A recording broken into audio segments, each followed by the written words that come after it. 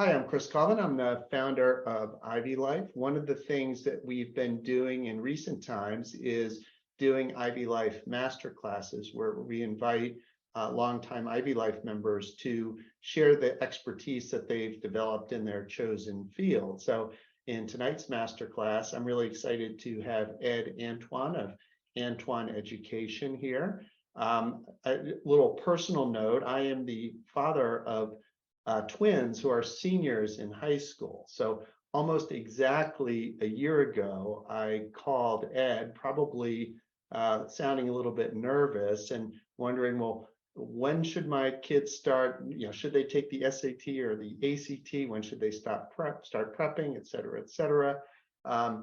Ed immediately put me at ease, and he really helped my kids feel prepared, be prepared, and made the process not only a successful one, but one that made them comfortable. So I really, having had that experience, I thought it'd be great to share with my successors in stress, those who have juniors and younger high schoolers who are about to go through the process that I went through ×2 last year. So here I'm going to jump right into it. And I formulated some questions. These are basically the questions I asked Ed a year ago when I was trying to figure out how to help my kids prepare. So first of all, there's all this stuff about test optional. So just the basic threshold question is, should my kid take the SATs or not, or the ACTs?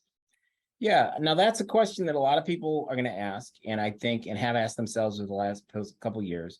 And I think, depending on your circumstance, you're going to answer it a different way.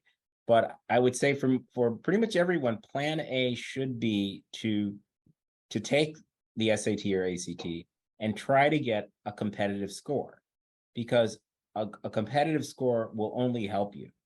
So, and I've worked with many people who've done this. The goal has been to get a score that they felt would get them an advantage for admissions. And, and then it's at some point you have to make a judgment call about, whether or not you should send the score.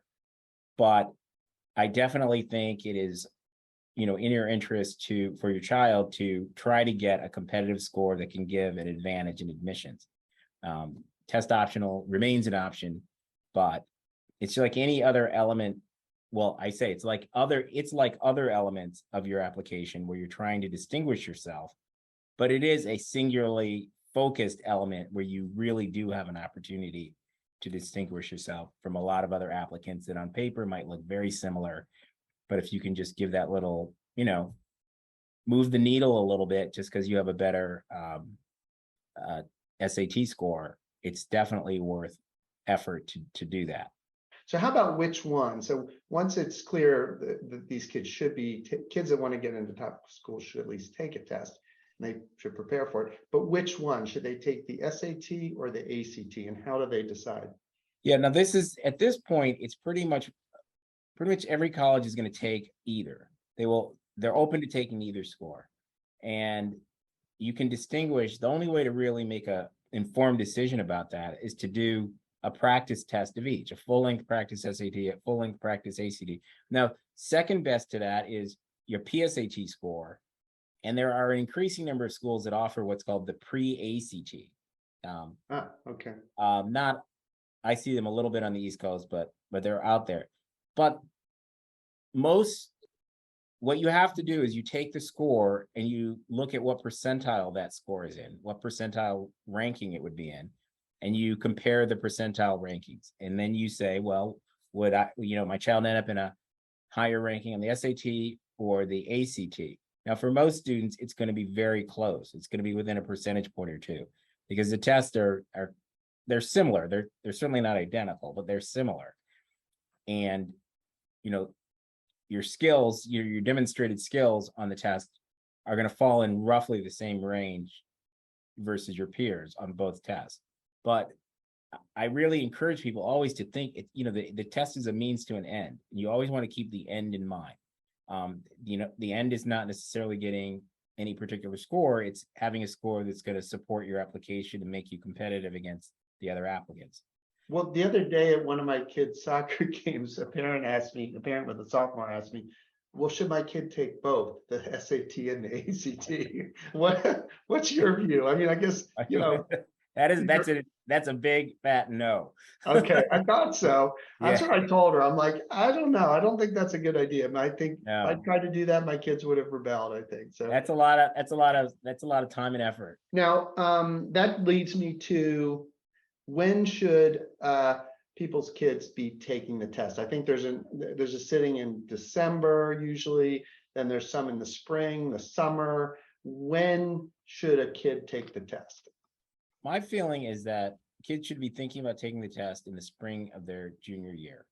Okay, And when I say spring, I should say second semester of, because the first time they're going to take it most likely will be, what's officially still winter, like a February, March, okay, February for the ACT, March for the SAT. So you're going to take, so for most, you're going to want to think about starting your prep, at least 2-3 months before the test date. okay, I was going to say, it's becoming every year people prep earlier.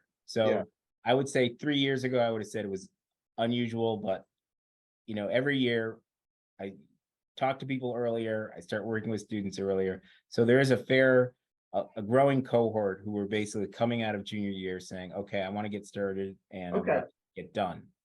And honestly, I don't, for students who are pretty advanced, who, are willing to start in August or September, and be done by December,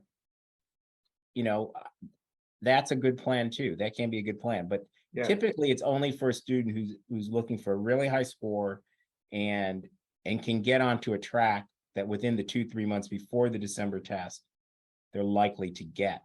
yeah, But have a goal.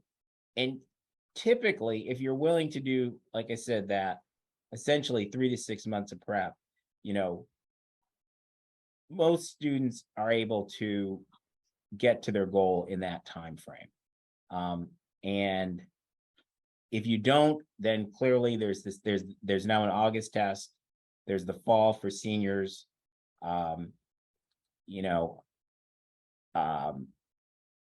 so I guess there's, until you hit your goal, there's no keep taking it. I mean, I must admit, I'm a little bit like, if you set a goal and it's a rational goal and it's going to help your admissions, if you don't get it in the first 2 times, even though I hope and expect you will, go ahead and take it again. the impression that I've been getting throughout this college application process, including the test prep, is that it seems a lot harder to get into Ivies and other elite schools today than it did, 30 whatever years ago when I was applying. I get the sense like I would never get into an Ivy today, but so is that what about that? Is that true, or is that a myth? What's happening with, are these schools truly getting much harder to get into? Well, they are getting harder to get into. There's no question they're getting harder to get into, but I think a lot of that is population pressure. The size of the classes have not expanded as the population of the applicant pool has expanded, or as rapidly as the applicant pool has been. So there are more students applying, to the same, group of schools, selective schools. And so, yes, it's from on a percentage basis, yes, there fewer percentage are getting admitted.